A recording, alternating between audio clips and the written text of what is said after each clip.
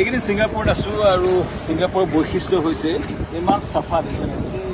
গছৰ পৰা পাত পৰিলেও ধুনীয়াকৈ আবেলি চাফা কৰি দিয়ে ৰাস্তাবোৰ খোজ কাঢ়িবলৈ চেণ্ডেল খোজেই কাঢ়ি আছোঁ চেণ্ডেলত একদম ধূলি নাই চেণ্ডেল পিন্ধি মই প্ৰায় 10 কিলোমিটাৰমান খোজ কাঢ়িলোঁ ক'তো লেতেৰা নাই চব ধুনীয়াকৈ আটাইতকৈ মই যে আমি কওঁ যে আমাৰ গুৱাহাটীত বানপানী হৈছে যে আমাৰ ড্ৰেইনবোৰ নাইকিয়া হৈ যায় ছিংগাপুৰ কেনেল ছিংগাপুৰ এনেকুৱা দীঘলীয়া কেনেলটো আছে এইখিনি গাৰ্বেজ মানে বস্তুবোৰ গাৰ্বেজ বস্তুখিনি গৈ থাকে ইণ্টাৰেষ্টিংলি এই কেনেলটোৰ লগত মই এটা কথা ক'ব খুজিছোঁ এটা ৰাস্তা বনাইছে আমি যেনেকৈ ৰিভাৰ ফ্ৰণ্ট ৱাক বুলি কওঁ নৈ পাৰ খোজ কঢ়াৰ কথা কোৱা হয় ব্ৰহ্মপুত্ৰ নৈ পাৰ উন্নয়নৰ কথা কোৱা হয় চি ফ্ৰণ্টবোৰ বহুত ডেভেলপ হৈ আছে চি ফ্ৰণ্ট মুম্বাইতো আছে বিভিন্ন চি ফ্ৰণ্টৰ কাষত ধুনীয়াকৈ কেনেলৰ কাষতে ড্ৰেইনৰ কাষত এটা ৰাস্তা ফ্ৰণ্ট ডেভেলপ কৰি দিছে মই এইটোৱে ক'ব খুজিছোঁ এই যে ফ্ৰণ্টটো ডেভেলপ কৰিছে ইয়াত মানুহে খোজকাঢ়িব ড্ৰেইন সৌন্দৰ্য হৈ গৈছে ড্ৰেইনে অকল বস্তুও নিনিয়ে লগতে সৌন্দৰ্য কৰে এই ৰাস্তাটো যদি আপুনি এবাৰ চাই তেতিয়াই গম পাব এইটো ড্ৰেইনৰ কাষৰ ৰাস্তা এইটো মেইন ৰাস্তা নহয় এইটো ৰাস্তাত গাড়ী চলা যায় কৰি থাকে কিন্তু মানুহ এইপিনে খোজকাঢ়ে কোৱালিটি অফ লাইফ মানুহৰ মানে জীৱন মানদণ্ড আমাৰ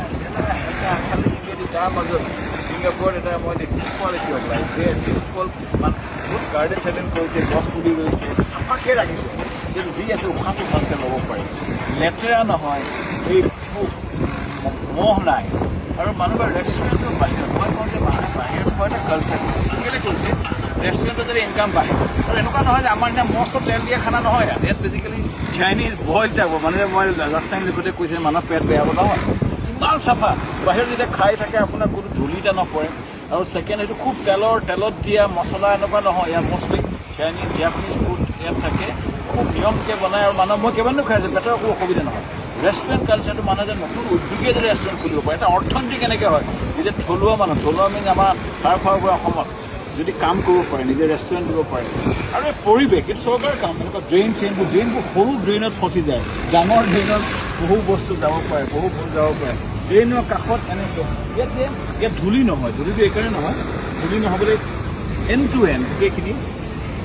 এনেকৈ কৰা হৈছে পানী পৰিলে এনেকৈ পৰি যায় পানী পৰি আমাৰ তাত কি হয় ৰাস্তাটোৰ কাষত ধূলি থাকে মাটি থাকে পানী সেই মাটিখিনিয়ে ৰাস্তাটো খান্দি পেলায় এইটো হৈছে আমাৰ সমস্যাৰ সেইটো কাৰণে আমাৰ সদায় লেতেৰা বেয়া ৰাস্তা আৰু আমাৰ গুৱাহাটী সৌন্দৰ্যৰূপ সকলোৱে দেখি পেলাই ইয়াত আহি মনটো কিবা বেলেগ লাগে আৰু অসমৰ ৰাইজে অসমৰ চৰকাৰে অসমৰ বিষয়াবোৰ জনাটো গুৰুত্ব বুলি ভাবি মই এই ভিডিঅ'টো ধন্যবাদ